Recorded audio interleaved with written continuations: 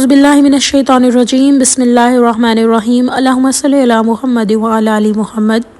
अस्सलाम वालेकुम वरहमतुल्लाहि वबरकातुहू। आज की वीडियो में आप लोगों को ये बात मालूम होने वाली है कि क्यों आपका डेली बेसिस पे 1000 मरतबा दरूद इब्राहीमी पढ़ना ज़रूरी है। जिन बहन का मुशाहिदा शेयर करूँगी उनका ये भी मामला शेयर करूँगी कि 1000 दरूद इब्राहीमी पढ़ने के बाद उनकी क्या कैफियत होती है और 1000 दरूद इब्राहीमी पढ़ने के बाद उनकी ज़िंदगी में क्या क्या चेंजेस आते हैं। ना सिर्फ ये, एक और बात भी एक्सप्लेन कर दूं। अब वो लोग जो 1000 मरतबा दरूद इब्राहीमी नहीं पढ़ सकते वो इस बात पर परेशान मत हों कि हम क्या करें। आप कम से कम 313 दफ़ा दरूद इब्राहीमी डेली पढ़ने की कोशिश करें। जैसे कि पहले भी एक छोटा सा मुशाहिदा में थोड़ा सा डिस्क्लेमर के साथ ही देना चाहूँगी कि एक बहन को बहुत परेशान थी अपने हालात से, तो उन्होंने 313 दफ़ा उनको इशारा हुआ दरूद इब्राहीमी पढ़ने का ख्वाब में। ये वो खुश नसीब लोग हैं जिनको कोई बुज़ुर्ग वली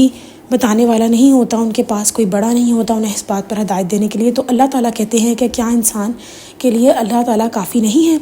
ये कुरान पाक की जो मैं आयत का मफ़हूम बयान कर रही हूँ, लफ्ज़ी तर्जमा नहीं है, कि अल्लाह ताला फरमाते हैं क्या अल्लाह अपने बंदे को काफ़ी नहीं है।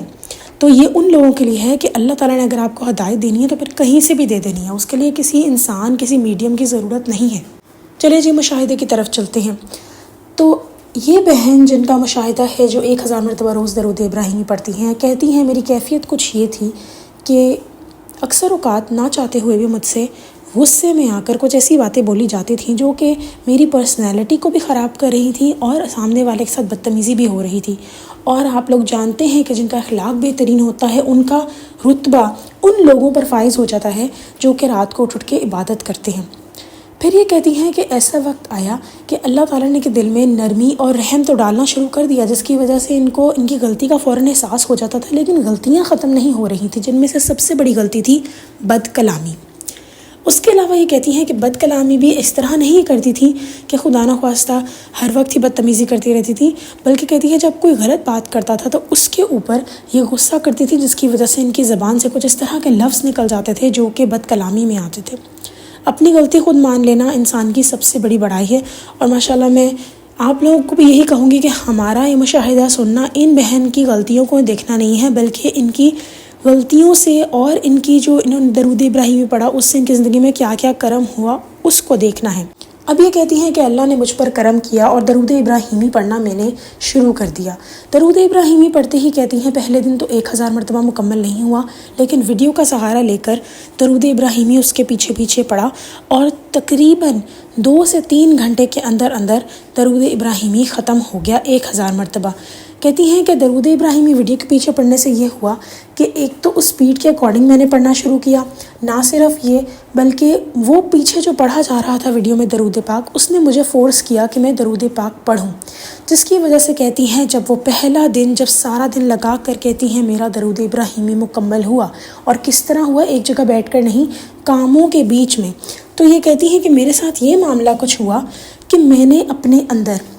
एक बहुत बड़ा सुकून महसूस किया। किसी की भी गलत बात मुझे गलत नहीं लग रही थी, और अव्वल तो किसी ने गलत बात की ही नहीं। घर में एक बहुत ज़्यादा सुकून था, इत्मीनानियत थी, और मेरा किसी भी ऐसे काम की तरफ दिल माइल ही नहीं हो रहा था जिसमें फ़जूल बात हो, फ़जूल गुफ्तगू हो या कोई बेहयाई की बात हो। ये कहती है हम अक्सर औक़ात मजाक मजाक में ऐसी बेहयाई की बातें लोग कर जाते हैं जिन्हें उनको पता नहीं चलता। कुछ लोग घरों में तो तकिया कलाम ही गाली होती है। खैर ये कहती हैं कि जो भी मामला था वो ये इनके साथ हुआ कि उस दिन 1000 मरतबा दरूद इब्राहीमी पढ़ने से इनकी ज़िंदगी में इतना सुकून इन्होंने महसूस किया, और उस दिन के बाद से इन्होंने नमाज में अल्लाह ताला से सुकून मांगना शुरू किया। मेरी एक बात याद रखिएगा, हम लोग सोचते हैं कि मसाजिंग चेयर पे बैठ के या किसी से दबवा कर जो सुकून मिल रहा है ये है सुकून, वो आपका जिस्म सुकून ले रहा है। जब रूह को सुकून आ जाता है तो जिस्म भी सुकून में होता है, और पूरे का पूरा इंसान, रूह और जिस्म, यानी सिर्फ रूह का सुकून में आना जिस्म को सुकून में लाने के लिए काफ़ी है। तो जब आपने एक चीज़ महसूस ही नहीं की, एक चीज़ फ़ील ही नहीं की, वो कहते हैं ना कि जब एक इंसान ने एक नेमत उसका मज़ा चखा ही नहीं तो कैसे उसको पता लग सकता है कि वो है क्या चीज़। तो बिल्कुल यही कहती हैं कि जब से मैंने वो सुकून महसूस किया जो मैंने 1000 दरूद इब्राहीमी पढ़ने के बाद महसूस किया, और कहती हैं अफसोस बस इस बात का था कि दरूद इब्राहीमी 1000 ख़त्म करते करते मुझे शाम तक वक्त लग गया और रात के कुछ ही घंटे बचे थे जिनके अंदर मैंने वो सुकून महसूस किया, और वह सुकून کچھ ہی لمحوں کے لیے تھا، لیکن وہ میرے لیے بہت اہم تھا اور بہت سکون دہ تھا کہ تب سے اس کے بعد سے کہتی ہیں کہ میں نے نمازوں میں اللہ تعالیٰ سے سکون مانگنا شروع کر دیا، کیونکہ سکون جس انسان کی زندگی میں آ گیا اس کے لیے دنیا آخر، خاص طور پہ یہ والا سکون جو یہ چاہ رہی تھیں مل جائے تو اس کی دنیا آخر دونوں سنور جاتی ہے۔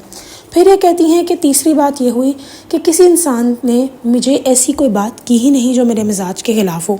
نہ صرف یہ بلکہ سب کا رویہ بہت اچھا رہا میرے ساتھ۔ اب یہ کہتی ہیں کہ مجھے عشق اور جنون کی حد تک، کیونکہ میں وہ سکون پانا چاہتی تھی، میں نے ابھی ایک ہی دن میں بہت ساری نعمتیں دیکھ لی تھی اور میں چاہتی تھی کہ میرے لیے آسانی ہو۔ چوتھی چیز کہتی ہیں جو جس دن انہوں نے محسوس کی وہ یہ کہ ان کا ہر کام بخوبی اور آسانی طریقے سے ہوا۔ کہتی ہیں جو کام کرتے ہوئے انہوں نے درود ابراہیمی پڑھا تھا اس کام کو کرتے ہوئے انہیں اکثر 2 دن لگ جایا کرتے تھے، لیکن وہ کام اسی دن ختم ہو گیا اور درود ابراہیمی بھی اسی کام کو کرتے کرتے ان کا 1000 مرتبہ مکمل ہو گیا۔ اب تو کہتی ہیں کہ جب یہ 4 باتیں ہوئیں اس دن اور سکون سب سے بڑھ کے جو انہوں نے پایا،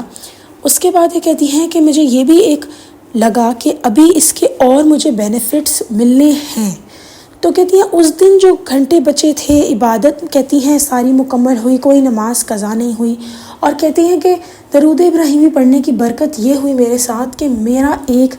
ایسے جیسے کہ کوئی ہلکی سی تار ہی صحیح لیکن ایک کنیکشن میرا اللہ تعالیٰ کے ساتھ جڑ گیا ہے۔ لیکن یہ کہتی ہیں کہ میں نے اس دن دعا کوئی نہیں مانگی، بس میں اسی میں ہی اتنا خوش تھی کہ میں نے درود پاک پڑھ لیا ہے 1000 مرتبہ کہ میں بس اسی کے ہی ایفیکٹس دیکھ رہی تھی کہ دعا نہیں مانگی میں نے۔ اب یہ کہتی ہیں کہ ان کو جنون چڑھ گیا کہ انہوں نے ہر روز 1000 مرتبہ درود ابراہیمی پڑھنا ہے، اور کہتی ہیں کہ یہ ڈیلی بیسس پہ اب 1000 مرتبہ درود ابراہیمی ویڈیو کے تھرو پڑھنے لگ گئیں۔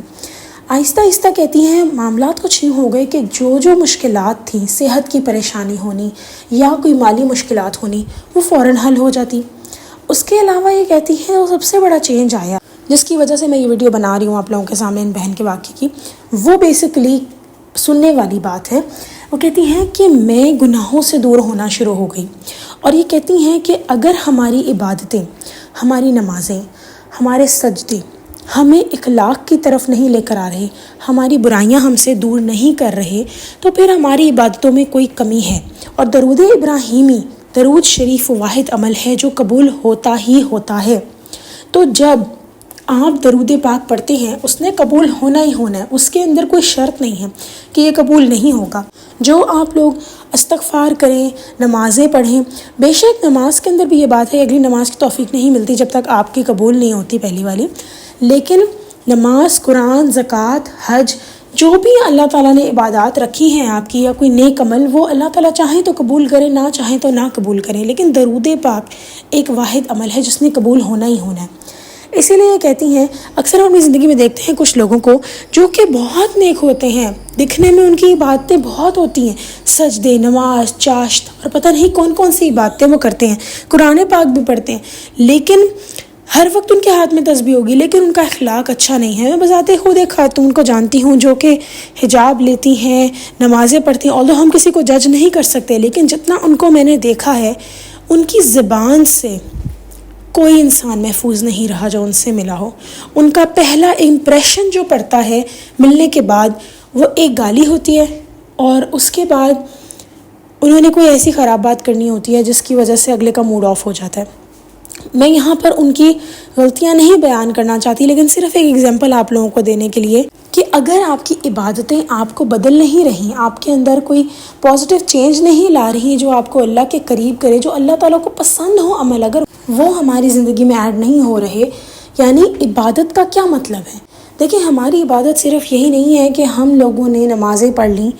اور نمازیں پڑھنے کے علاوہ ہم لوگوں کی زندگیاں جو ہیں وہ خراب کر رہے ہیں، ہم ان سے بد کلامی کر رہے ہیں، ان غیبتیں کر رہے ہیں، چغلیاں کر رہے ہیں، فحش چیزیں دیکھ رہے ہیں، موویز دیکھ رہے ہیں، ڈرامے دیکھ رہے ہیں، گانے سن رہے ہیں، شادیوں پہ ناچ گانا ہو رہا ہے، غرض یہ کہ انسان کو پتہ ہی نہیں چل رہا کہ وہ کیا صحیح کر رہا ہے کیا غلط کر رہا ہے۔ اور یہی سب سے بڑا المیہ ہے کہ آپ کو شادیوں پہ جا رہے ہیں، ہم ڈانس کرتے ہوئے، اپنی بچیاں ہماری ڈانس کر رہی ہوتی ہیں، ہمیں پتہ ہی نہیں ہے کہ اس میں کیا صحیح ہے کیا غلط ہے۔ ایک ایکٹریس ہے، انہوں نے انسٹاگرام کے اوپر ایک میسیج سا تھا، انہوں نے کہا کہ پاکستانی ایکٹریس ہیں، انہوں نے کہا کہ میں جب سے مہندی کے فنکشنز کے بارے میں نے ایک چیز نوٹ کی تھی، اس کے بعد مہندی کے فنکشنوں پر ڈانس نہیں کرتی۔ وہ اپنے آپ کو دنیاوی لحاظ سے پروٹیکٹ کرنے کی کوشش کر رہی ہے، اور وہ جانتی ہے اس کے سائیڈ افیکٹ کیا ہیں، یعنی جس چیز سے اللہ تعالیٰ نے آپ کو منع کر دیا ہے اس کے آپ کو دنیا میں بھی نقصانات ہوتے ہیں۔ یہ بات بتانے کا مقصد یہ ہے۔ بالکل ویسے ہی ہمیں صرف دینی اعتبار سے اپنی لائف نہیں جینی، ہم نے دنیاوی اعتبار سے بھی جینی ہے۔ تو اگر آپ کی زندگی میں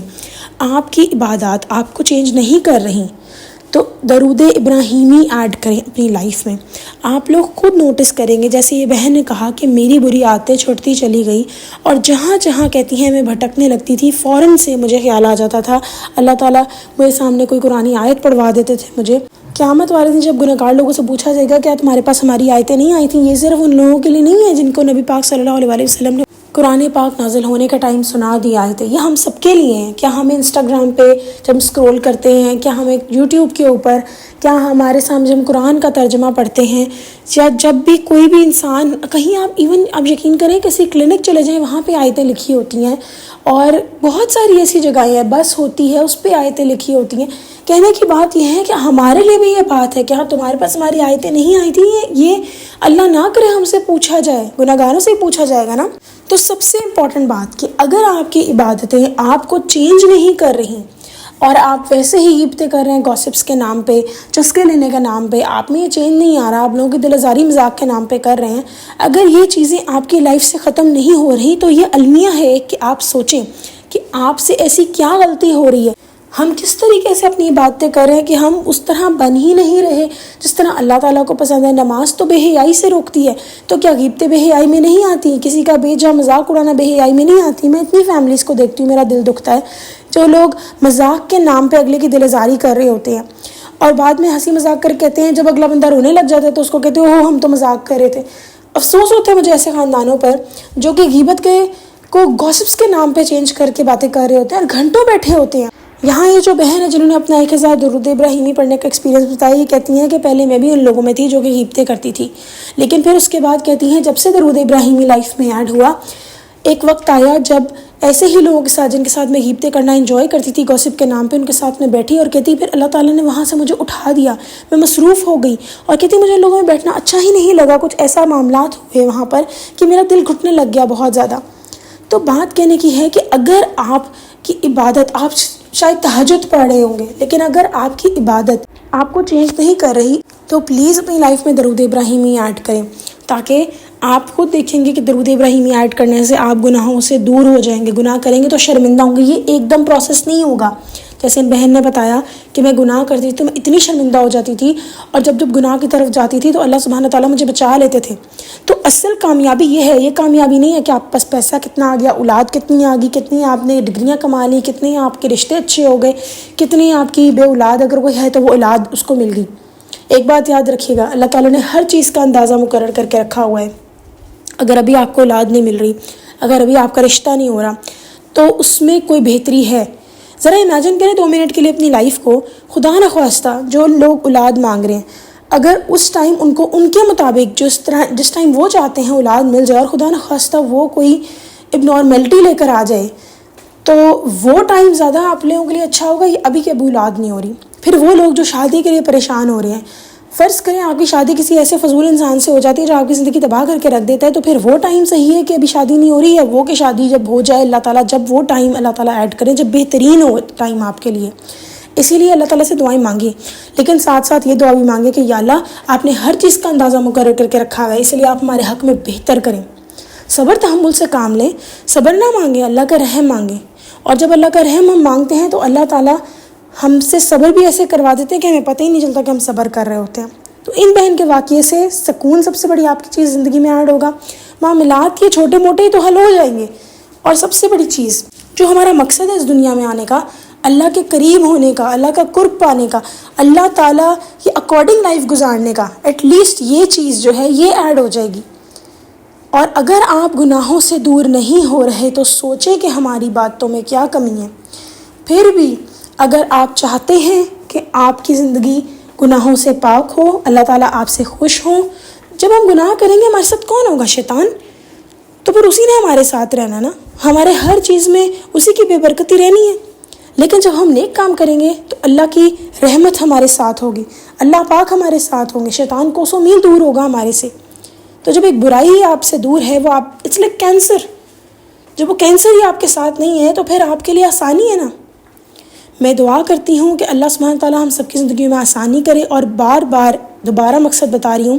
کہ اگر آپ کی زندگی برائیوں سے پاک نہیں ہو رہی، درود ابراہیمی ایڈ کریں. آپ خود دیکھیں گے کہ آپ برائیوں سے چڑھنے لگ جائیں گے. جب ایک چیز سے آپ چڑھنے لگ جائیں گے، آپ کیسے اس کے پاس جائیں گے؟ اور اگر آپ برائی کی طرف جائیں گے، اللہ آپ کو بلا لیں گے واپس. اللہ تعالیٰ لوز ایوری ون، اللہ تعالیٰ محبت کرنے والے ہیں. اللہ تعالیٰ تو بہت رحیم و کریم ہے. ان کی رحمت یہی ہے کہ انہوں نے ہر موڑ پہ ہمارے لیے نیکی رکھی ہوئی ہے. تو پلیز ان بہن کے واقعے کو زندگی میں مت بھولیے گا. جب آپ کو لگے کہ آپ بے چین ہو رہے ہیں، اول تو زندگی کا نا حصہ بنا لیں، لائف سٹائل بنا لیں درود ابراہیمی پڑھنا 313 دفعہ میکسیمم، اور بلکہ منیمم 313 دفعہ اور میکسیمم 1000. جب آپ 1000 پڑھیں گے نا، جیسے میں نے لاسٹ ویڈیو میں بھی کہا تھا کہ پلیز ایک دن صرف 1000 مرتبہ درود ابراہیمی ویڈیو کے پیچھے ہی کر کے پڑھ لیں. اگر آپ کی سپیڈ کم ہے تو خود ہی آپ دیکھیں گے کہ آپ کی زندگی میں کتنا بڑا چینج آتا ہے. اور ہر شخص جو درود ابراہیمی پڑھتا نا، اس کا ایک ہی جملہ ہوتا ہے، کاش میں پہلے پڑھنا شروع کر دیتی یا کر دیتا.